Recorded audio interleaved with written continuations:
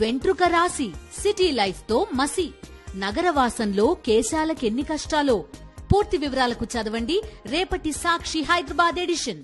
కూటమి ప్రభుత్వం ప్రవేశపెట్టిన బడ్జెట్ చూస్తే ప్రజల నెత్తిన పన్నుల బాధుడు తప్పదు అని స్పష్టమవుతుంది అన్నారు వైఎస్ఆర్ జిల్లా కమలాపురం వైఎస్ఆర్సీపీ ఇన్ఛార్జ్ నరేన్ రామాంజులరెడ్డి. హామీలిచ్చి అధికారంలోకి వచ్చిన కూటమి ప్రభుత్వం ప్రజల్ని మోసం చేసిందన్నారు. బడ్జెట్లో పథకాలకు కేటాయించిన నిధులే దానికి నిదర్శనమన్నారు. ప్రశ్నించడానికే పార్టీ పెట్టాను అన్న పవన్ కళ్యాణ్ దీనిపై ఎందుకు ప్రశ్నించడం లేదు అన్నారు రామాంజులరెడ్డి.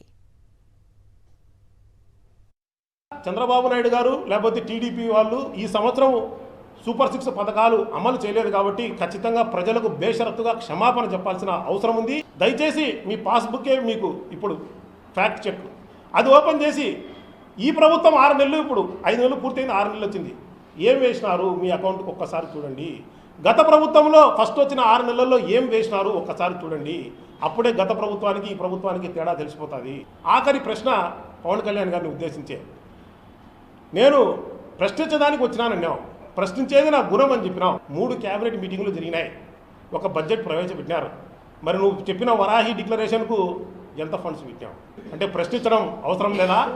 లేకపోతే చంద్రబాబు నాయుడు గారి కోసం డైవర్షన్ చేసేదానికోసం ఆ రోజు ఆడింది మీరు నాటకమా?